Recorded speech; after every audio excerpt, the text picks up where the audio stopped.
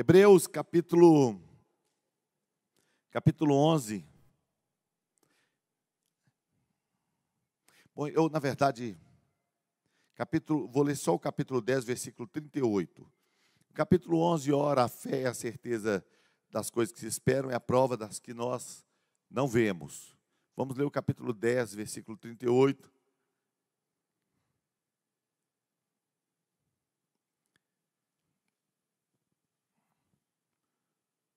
Todos acharam?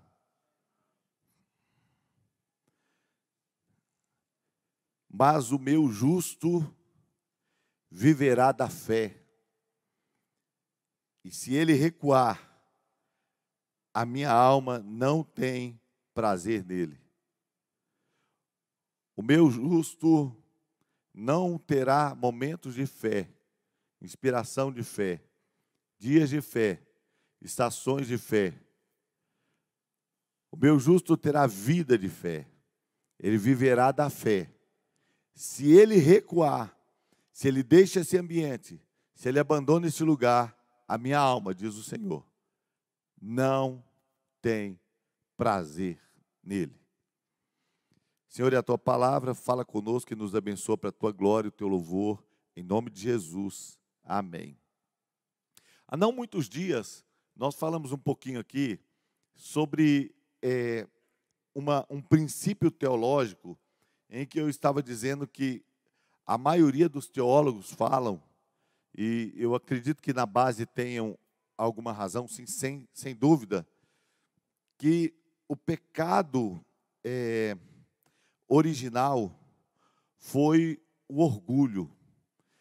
Como consequência, houve então o pecado da desobediência.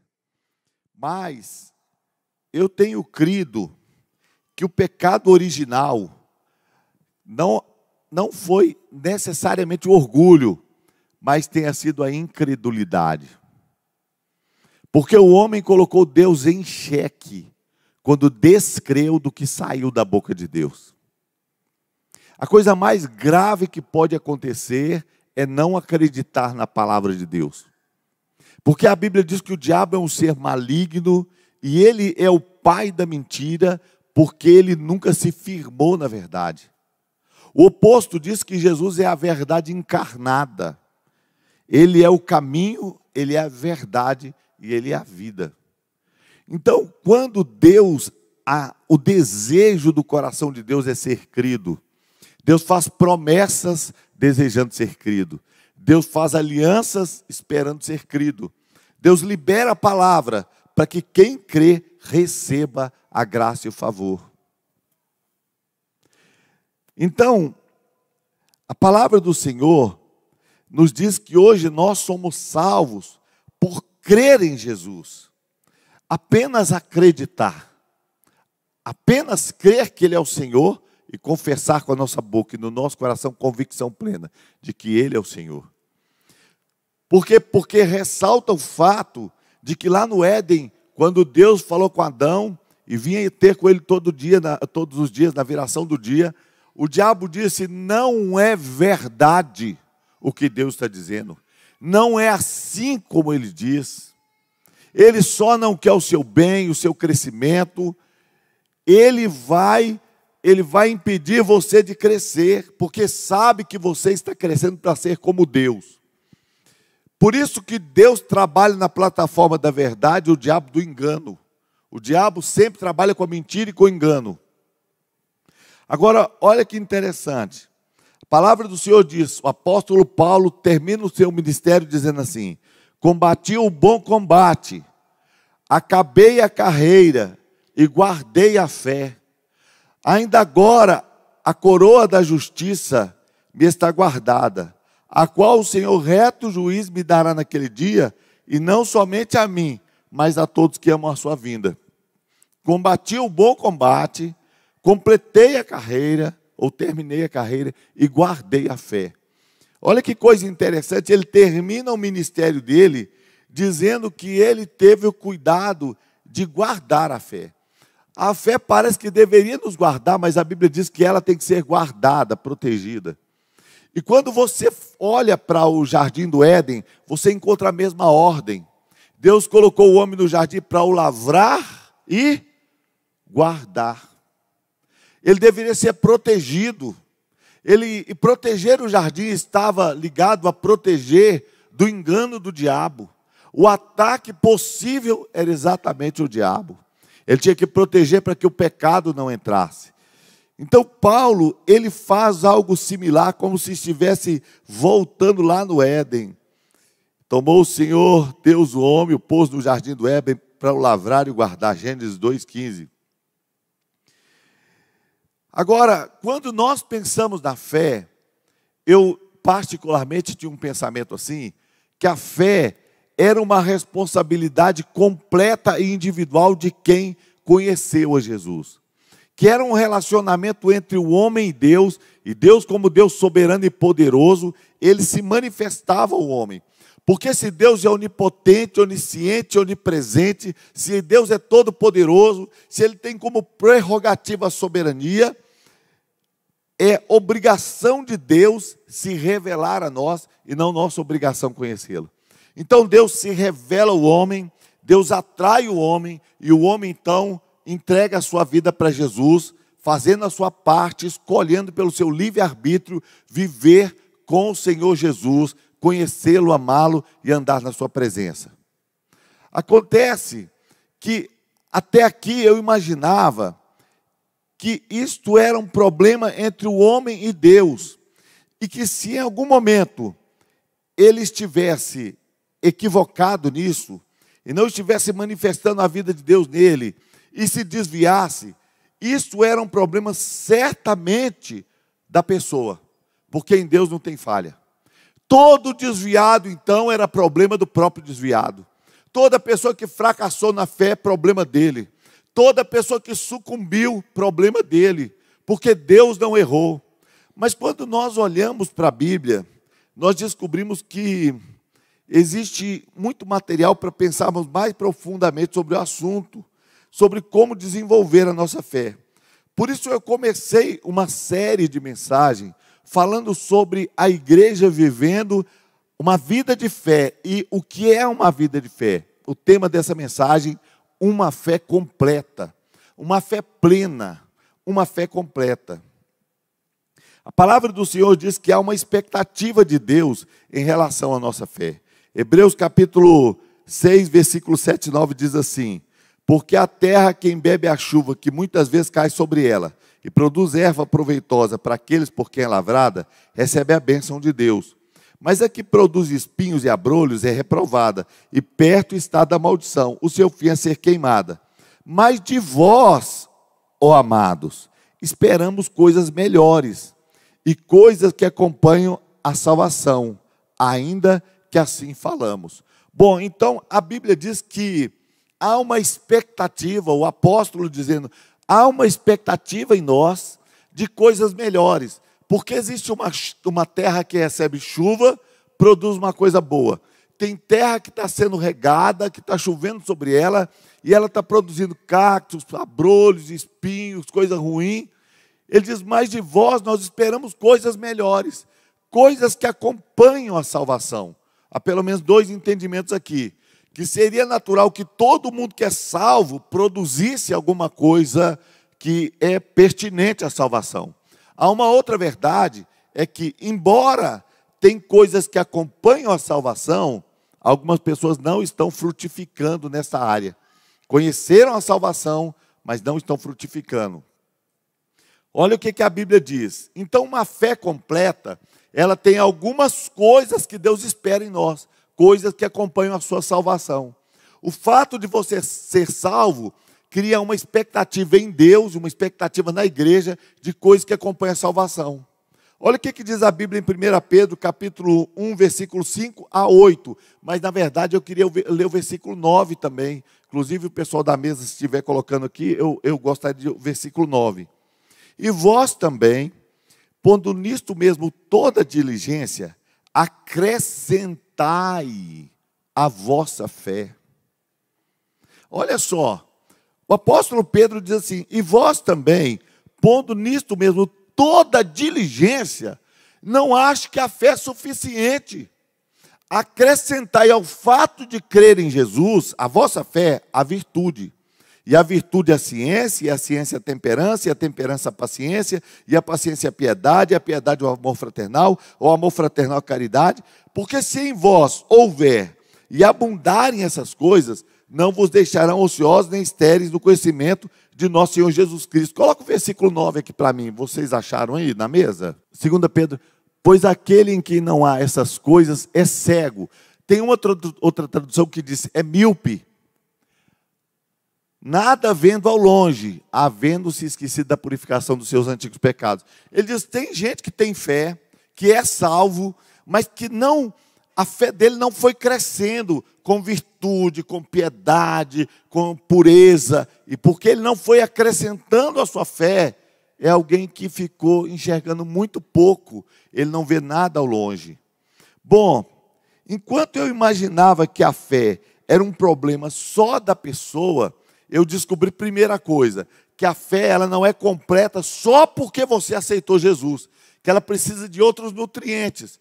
A segunda coisa que eu aprendi é que não é um problema só do desviado.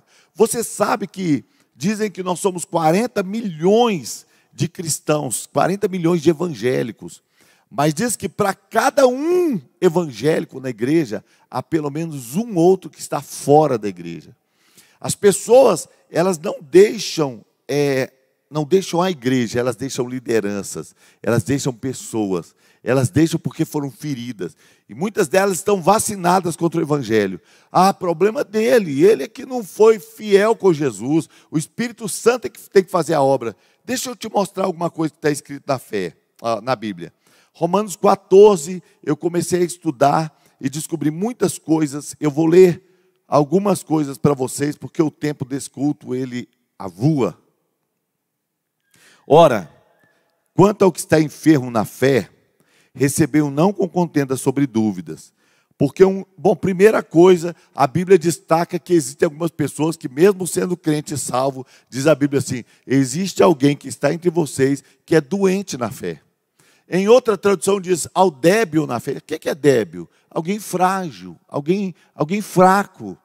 Quanto ao que está enfermo na fé, recebei-o não com dúvidas, com discussões, porque um crê que de tudo se pode comer, e outro que é fraco come legumes. O que come não despreza o que não come não julgue o que come, porque Deus o recebeu por seus.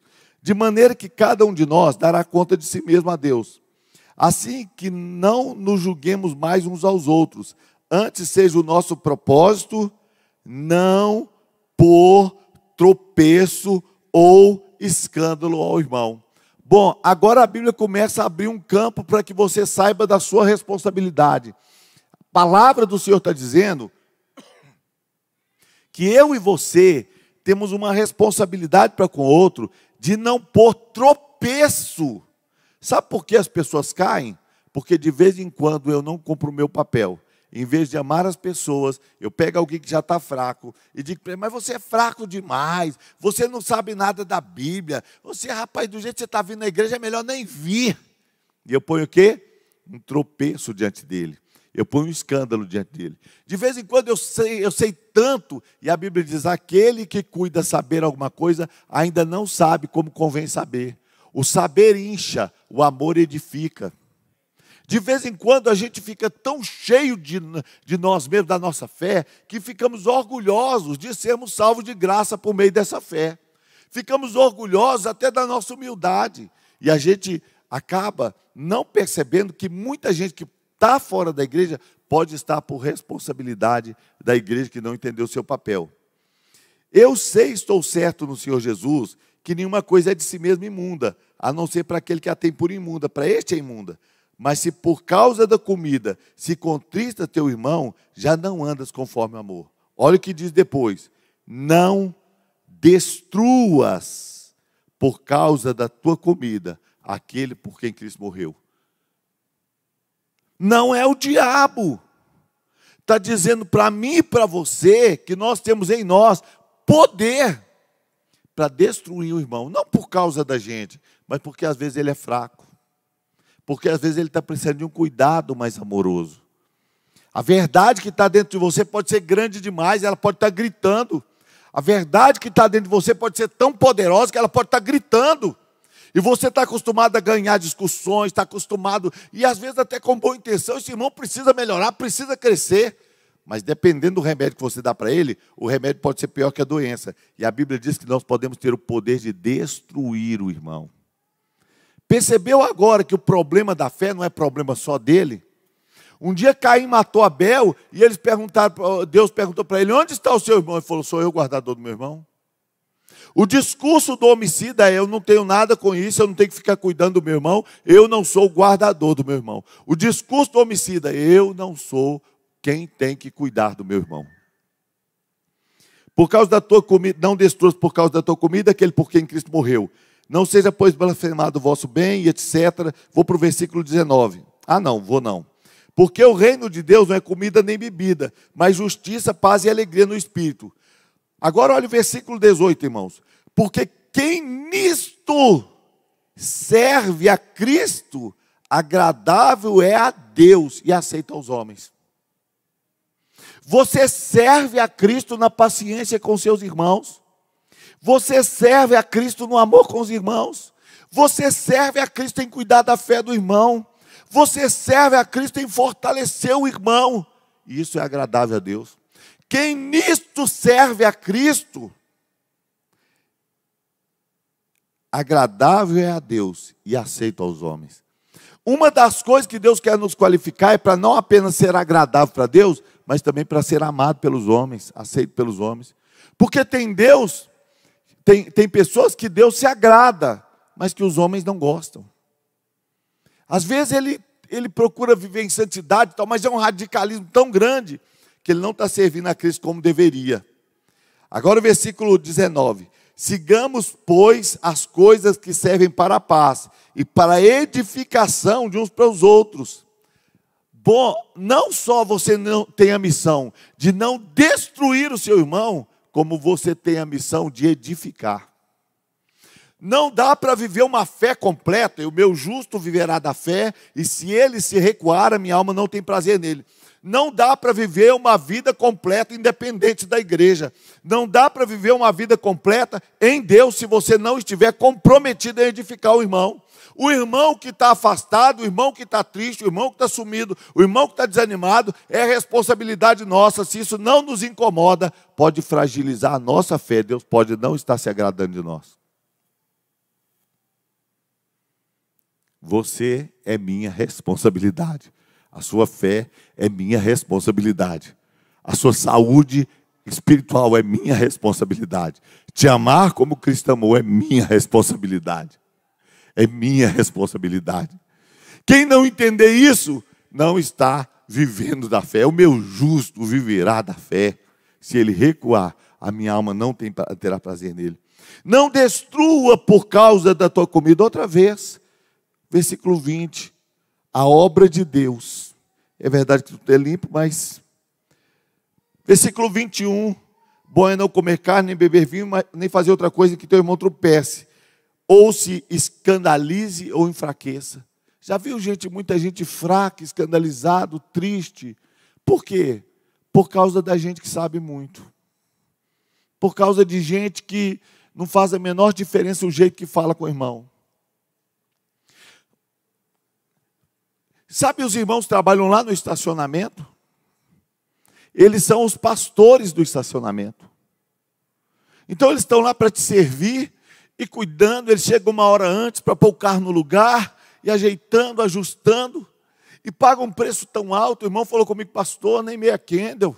As pernas doem. Uma luta ficar naquele estacionamento. Mas estão lá.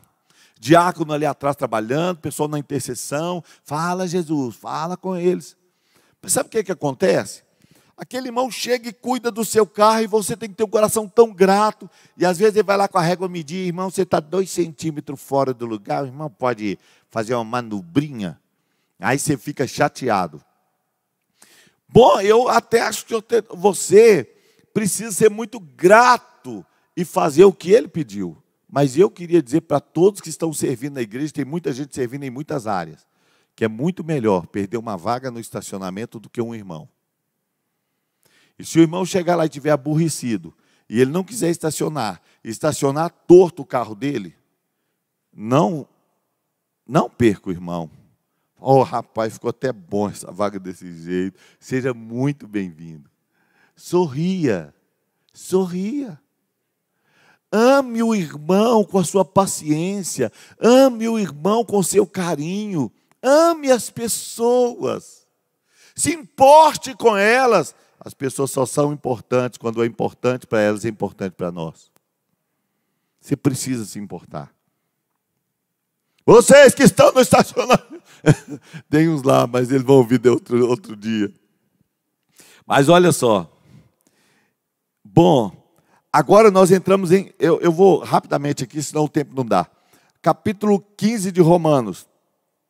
Mas nós que somos fortes, devemos suportar a fraqueza dos fracos e não agradar nós mesmos, porquanto cada um de nós agrade ao seu próximo do que é bom para edificação. É minha missão agradar o próximo do que é bom para edificação. Porque também Cristo não agradou a si mesmo. Porque também Cristo não agradou a si mesmo. Meu Deus. Você sabe o que a Bíblia está dizendo? Que o desenvolvimento da fé é responsabilidade da igreja. Que Jesus deu o exemplo. E que quanto mais forte, mais bem fundamentado, quanto mais título você tem, alguém te chama de diácono, meu Deus, tenha temor, porque você tem a missão de sorrir de máscara. Aliás, eu acho que diácono devia ter uma máscara de sorriso. Põe a máscara e já põe um sorriso assim, ó. Estou brincando, eles sorriem com os olhos, eles são tão agradáveis, né? É nossa missão. Irmão, o evangelho se prega com um sorriso, o evangelho se prega com um abraço, o evangelho se prega com um toque. O leproso falou com Jesus: Senhor, se quiser, pode limpar-me. Jesus poderia falar assim: tá bom, Sigismundo, sei que você não toma muito banho, você já está meio fedorento. Essa lepra sua fede, não era lepra seca. Vai embora, você já está curado. A Bíblia diz que Jesus o tocou e disse. Sabe por que Jesus o tocou? Leproso não era tocado, a primeira cura foi emocional. A esposa dele não o tocava, os filhos não o tocavam, ninguém tocava no leproso. Jesus o tocou e disse: quero ser limpo. As pessoas precisam de um toque, as pessoas precisam de amor. A pessoa chega num lugar, senta lá num cantinho, e a única coisa que ela espera é ser encontrada. Sabe por quê, irmãos? Porque dá para morrer de solidão no meio de uma multidão. Dá para viver solitário, deitado na cama ao lado do cônjuge. Dá para viver dois mundos distintos da mesma cama. Dá para sentar-se junto com o marido e com a família e tomar café sozinho. Solidão tem muito mais a ver com como está dentro. É nossa missão tirar as pessoas para fora. Jesus disse, olha assim, o pastor entra pela porta e tira as suas ovelhas para fora. Tem muita coisa que é nossa missão. Tem muito potencial, muito tesouro, muita riqueza para ser arrancado. Faz parte do nosso ministério trabalhar para que as pessoas sejam assim. Por isso que a Bíblia diz em Efésios capítulo 4, que ele mesmo deu uns para apóstolos, profetas, mestres, para evangelistas, para que aperfeiçoamento dos santos para a obra do ministério. Até que chegamos à unidade da fé. Sabe o que a Bíblia está dizendo? Que eu e você vamos crescer para um lugar onde a fé do outro me completa. Não é a personalidade. Nós estamos aqui na multiplicidade. O pastorzinho estava falando comigo uma frase interessante, eu não decorei muito não, mas ele disse que nós não somos um amontoado de pessoas iguais, mas nós somos um grupo de pessoas. Como é que é, pastor? Um grupo de pessoas diferentes vivendo em unidade. Nós somos um monte de pessoas diferentes, vivendo unidos em torno de um propósito, em torno do vínculo da perfeição que é o amor. Olha que coisa tremenda. A Bíblia diz que é nossa missão, Colossenses 1:28. É nossa missão a quem anunciamos, ou seja, Jesus, né? Demonstrando a todo homem, ensinando a todo homem, em toda a sabedoria, para que apresentemos todo homem perfeito em Cristo. Todo. Diga comigo, irmãos, todo. Por que a Bíblia diz todo homem? Porque todas as mulheres já são perfeitas, então tem os homens ainda para a gente resolver, entendeu? Então, olha só, a quem anunciando, demonstrando a todo homem, não há exceção. Se você tem um irmão na igreja, o projeto de Deus é que ele seja transportado para um ambiente em que ele se torne uma pessoa perfeita. E é esse perfeito que é maduro, né? Ensinando a todo homem em toda a sabedoria, para que apresentemos todo homem perfeito em Cristo. Não basta para Deus que nós apresentemos o homem salvo. Não basta para Deus apresentar o homem salvo. Nós precisamos apresentá-lo perfeito. Somos responsáveis pela edificação uns para com os outros. A execução desse ministério com propriedade equivale a uma vida de crescimento em direção à maturidade. É próprio de gente madura assumir responsabilidade. Nós que somos fortes, quando você está crescendo na fé, fala, oh Deus, me usa, me usa, me usa. A gente sabe o que a gente está querendo? Falar em línguas, orar para o endemoniado, ele ficar mais endemoniado ainda. Até o demônio sair dele gritando, não.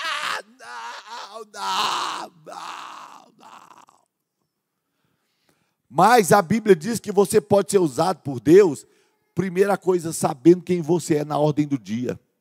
Eu sou alguém que estou aqui para edificação e estar disposto a assumir responsabilidade. Porque tem muita gente que não quer assumir responsabilidade. Tem gente que não quer viver a vida do corpo. Tem gente que quer viver a vida da igreja. E da igreja que eu estou falando é da estrutura religiosa. Os horários do culto, o horário de ir embora, o meu carro está num lugar bom, daqui a pouco eu saio, ninguém me prende nessa igreja, eu vou no horário. A Bíblia diz que você tem que assumir responsabilidade com seus irmãos mais novos, com seus irmãos mais fracos. E diga-se passagem, irmão mais novo aqui, irmão, não significa cronologicamente, não, que tem gente que está na igreja, e infelizmente ainda é criança em Cristo. Pelo tempo devia ser mestre, mas vocês ainda são crianças. Agora, que lugar que você quer estar? Você quer ser aquele que está suportando ou sendo suportado? Às vezes a gente vai na casa do irmão, ele está todo melindrado. Pastor, não vou mais na igreja, estou triste. A gente pode ir lá na casa dele, oh meu Deus, não fica triste, não fica. Vem cá no colo de papai, toma de petinha. Ou a gente pode dizer para ele, irmão, dá para eu te tratar, e eu aguento, te tratar como uma criancinha em Cristo, ou te tratar para o seu crescimento e te falar como líder que você é. O que você quer? Ah, pastor, estou muito ferido. Não, então vai de chupetinha mesmo. Não, pastor, eu queria que o senhor falasse a verdade para mim e tal. Olha, eu te admiro, te respeito, você é um grande líder, mas você está agindo igual criança. Você quer agir como um líder maduro? Porque, irmão, a gente aguenta tratar todo mundo como criancinha. Só que se você continuar tratando como criancinha, fica igual aqueles meninos. Já viu uns meninos que os pais tratam como criancinha? Ele vai crescendo e continua falando como criança? Papai, quer não fala. Não fala mais assim, você não é criancinha mais, tá? Olha esse moço vendo você aí. A papai me dá para de falar assim, tá? Que lugar você quer estar? Nós que somos fortes, suportamos ou quer ser suportado? Um dia um pastorzão muito poderoso e muito querido, né, um filhão que nós temos aí, ele falou comigo assim, pastor William, tem gente que é difícil demais de tolerar. Meu Deus, eu confesso para o senhor, pastor, tem gente muito difícil na igreja. Eu falei com ele, rapaz, é verdade. Mas se a gente também só conseguir lidar com os fáceis, na realidade o difícil somos nós. Você já pensou, irmão, que se você tiver um relacionamento, que você só consegue lidar com gente que faz o que você quer, que gente que vai do jeito que você quer, na verdade o difícil é você? Deixa eu falar, vou repetir. Você é parte fundamental na solução de Deus para o seu problema. Uma das coisas que a gente faz para começar a crescer é reconhecer o lugar que a gente está. Quem sabe você está sendo difícil? Você tem que sair desse lugar. eu não vou ficar magoado, porque isso não é coisa de crente maduro. Eu não vou ficar ferido. Eu não vou continuar negando o que Deus fez na minha vida, o que Deus está fazendo. Eu não vou entrar num casulo. Irmãos, eu confesso, eu já contei isso muitas vezes na igreja. Me perdoe contar de novo para quem não ouviu, para os poucos que não ouviram. Quando eu tive aquele problema aqui, uma dívida de R$1 milhão, eu sabia que a minha vida tinha acabado. Eu sabia que a minha vida tinha acabado. Só não acabou por causa do poder de Deus. Mas eu sabia que não tinha solução. Uma das primeiras orações que eu fiz: Deus, não me deixe ter dó de mim mesmo. Teve uma oração que eu não fiz, mas devia ter feito: Deus, me ajuda a ouvir correção.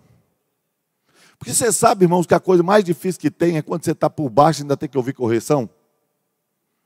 E o apóstolo Luiz Hermínio diz o seguinte, que de vez em quando eu falo, sai tanto cuspe assim na minha boca, eu fico pensando se vocês veem, entendeu? Eu vejo, assim, vai aquela chuva assim, fala assim, ainda bem que tem essa distância das cadeiras, dá para ver não, né? Glória a Deus, senão eu ia até de guarda-chuva agora. Amados irmãos, estou brincando. Mas olha só, o Luiz Hermínio diz que quem é bom de argumento, normalmente, é ruim de arrependimento. Não, quebrou, mas não fui eu que joguei no chão, caiu da minha... É lógico que caiu, foi falta de cuidado. Às vezes a gente precisa aprender a ser melhor para obedecer. Como podemos ser efetivos na edificação uns aos outros? Então é nossa missão, não ferir as pessoas. Não fira o seu irmão, porque o irmão ferido é mais difícil de conquistar do que uma cidade fortificada. O irmão ferido é mais difícil de invadir do que os Estados Unidos. O irmão machucado não vai abrir a porta fácil para você. E sabe qual é a única defesa que você tem para o irmão ferido? É ficar ferido também. Fulano está ofendido comigo, eu é que devia estar, na verdade eu até estou. Aí pronto. O irmão na fossa e você na privada, querendo se encontrar. Agora você abre mão dessa porcariada toda. Fala, eu sou justo, eu vivo da fé. A fé tem que ser acrescentada tantas qualidades. Eu quero apresentar alguma coisa que está frutificando em Deus. E aí você fala, eu quero agora trabalhar não para ferir o irmão, mas para edificação. Como eu faço isso? Primeiro, intencionalidade. Você sabe, irmãos, o evangelho não é um acontecimento. Hoje eu saí e eu tropecei na minha fé evangélica e tal, e dei bom dia para uma pessoa que eu nem conhecia. Não, o evangelho é intencionalidade. O que se desenvolve e permanece em nossas vidas é aquilo que praticamos de forma consciente e intencional. Consciente e intencional. Você tem que decidir quem você é e viver em conformidade com a identidade que você tem em Deus. Eu já sei quem eu sou em Deus e é assim que eu vou viver. Eu não tenho que sorrir para todo mundo. Não tem, se você não tiver entendido a sua fé e quem você representa. Você já viu alguma candidata a Miss que resolveu ficar com a cara ruim no dia? Hoje eu estou mal-humorado, eu não quero nem saber desses juízes. O cara olha para ela e diz, não ganha, Miss mal-humorada não ganha nada. Evangélico também não pode ser não. O evangelho não é uma mera resposta instintiva a casualidades. Eu tive assim a graça de que... Não, intencionalidade, eu saí para viver o evangelho, eu vivo para viver o evangelho, eu estou na faculdade para viver o evangelho, eu amo Jesus Cristo, as pessoas precisam saber disso, eu edifico os irmãos, eu estou comprometido com a minha igreja, eu tenho compromisso com uma igreja local, eu vou ser edificado, eu vou edificar, eu estou junto. Isso vai fazer a diferença. Segundo, se importar de verdade com o outro. Equivale a pagar o preço. Pagar o preço de ouvir a história do irmão. Você viu aqueles irmãos que às vezes contam uma história para a gente, esqueceu o que contou? É só rir de novo.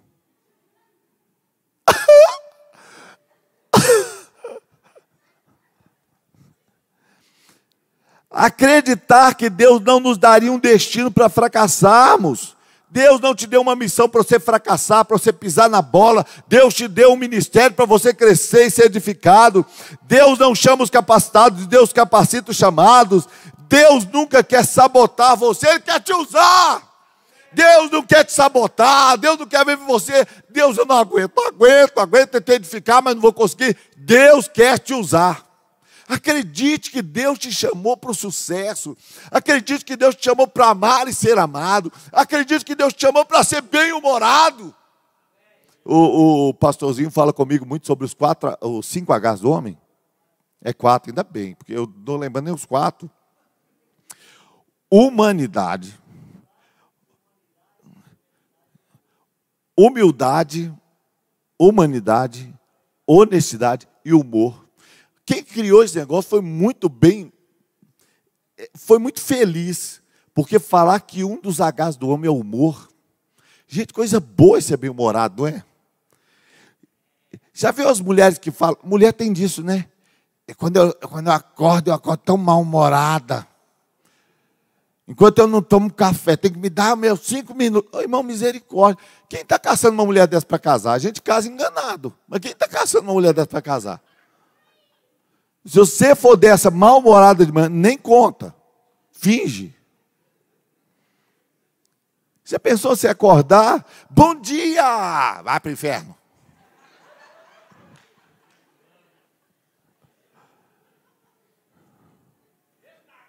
Dorme beijando, eu te amo, e acorda. Nossa, que nojo, amanheceu.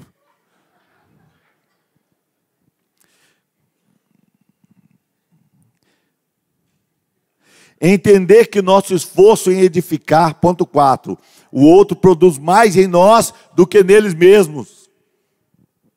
Entender que o esforço que você faz para edificar o irmão, o esforço que você faz para amar o irmão, o esforço que você faz para cuidar da pessoa, o esforço que você faz para dar atenção, o esforço que você faz para se importar, o esforço que você faz para apertar a mão, olhando nos olhos. Já viu gente cumprimentar a gente assim, conversando com o outro? Irmão, sinceramente, dá vontade de cumprimentar ele com alicate. Como é que o sujeito te cumprimenta olhando para o outro? Outra coisa, tem gente que dá a mão para a gente com uma preguiça, que 3 dedos assim, ó. Você pega os dedos dele. Nunca a pessoa faz isso com o dedão para segurar na mão. Que preguiça é essa? Segura. E outra coisa, de preferência até com as 2 mãos, olha para a pessoa. Eu ainda tenho mais, irmão. Se eu cumprimento os homens, e se eu for cumprimentar as mulheres, você não precisa fazer isso não, tá, irmão? Eu faço. Se eu for cumprimentar a mulher, eu fecho os olhos. Aperto e fecho os olhos. Sabe por quê? Porque se na hora que eu for cumprimentar a mulher, eu der de cara com o decote, eu nem vi. Já faço assim. Pronto. Deixo todo mundo confortável. Aí, ó. Pastor, ó. Querem ser pastor. Já ficou... Não viva reclamando, o seu esforço vai trabalhar em você. O homem bom de si mesmo se alimenta, você vai melhorar. Um dia sua mulher vai falar, meu Deus, que melhorou demais, que homem é esse, que mulher é essa? Melhorou demais. Melhora porque você melhorou para os outros, você melhora em você mesmo, Deus faz em você. E para encerrar, rejeitar, não é para encerrar não, mas está encerrando. Rejeitar consciente e contundentemente todo traço de maturidade que se opõe à nossa missão. Sabe o que Paulo diz? Quando eu era menino, eu falava como menino, eu pensava como menino, eu sentia como menino, eu discursava como menino. Depois que cheguei a ser homem, deixei as coisas de menino. Tem coisas que a gente tem que abandonar, tem que parar de agir como criança, abandonar essas coisas de criança, para de viver magoado, de viver infeliz. Mais uma coisa, abandonar a mágoa e a falta de perdão. Deus não pode usar quem está magoado. A Bíblia diz, nenhuma raiz de amargura brotando vos perturbe, e por ela muitos sejam contaminados. Deus pode te usar pontualmente, mas você nunca será usado no máximo do seu potencial, se você não estiver habilitado para relacionamento. Deixa a mágoa. Nenhuma raiz de amargura. Você sabe o que a Bíblia diz, irmãos? Não se prive da graça. E nenhuma raiz de amargura brotando vos perturbe. Quando você está amargurado, a graça de Deus está sendo privada para você. Se você foge do ambiente da graça, o ambiente da graça é que te faz viver o lugar que você vive E o ambiente da graça te livra do pecado, porque estás debaixo da graça e não debaixo da lei, o pecado não mais terá domínio sobre vocês. Quem está magoado está abrindo o coração para qualquer tipo de pecado. Qualquer pecado é possível sobre aquele que está, porque a mágoa é sustentada pelo orgulho. A gente só está magoado porque não tem coragem de pedir perdão. A mágoa é sustentada por ignorância. O diabo não é só o príncipe das trevas, ele também é o príncipe da ignorância. Trevas e ignorância é a mesma palavra no original. Sabe por que que é? Porque a pessoa fala assim, eu tenho direito, ele me magoou. É claro que você tem direito, perdão é para quem errou.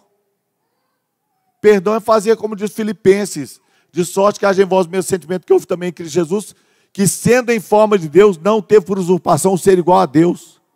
Era direito dele ser igual a Deus e ele tomou a forma de servo. Último ponto, celebrar as conquistas e vitórias, desde as menores até as incríveis.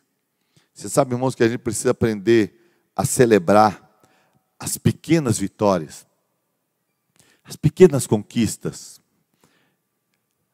A gente precisa aprender a viver uma vida cristã que a gente está avançando para aquilo que Deus nos chamou e celebrando o que Deus está fazendo em nós, celebrando o que Deus está fazendo na vida do irmão. Meu Deus, já viu aquele filho que chega em casa e fala, mãe, tirei 9 na prova, e a mãe fala, por que não tirou um 10? Um dia eu li um bilhete que o menino escreveu para o pai. Pai, fugi de casa com meu namorado. Fiz isso, aquilo outro, estou usando drogas, nós vamos mexer com artesanato. Eu descobri que eu não sou homem. Escreveu um bilhete. Aí o pai, a mãe ficaram tão desesperados. E ligaram para ele, ele atendeu. Meu filho, não faz isso com a gente. Não, eu só tirei uma nota ruim, aí eu queria amenizar o clima aí, então. Depois dessa notícia, eu sei que qualquer nota para vocês está boa. A gente precisa celebrar coisas pequenas que Deus está fazendo na vida do seu filho, na sua vida, no seu casamento. É muito legal. Vamos nos colocar de pé.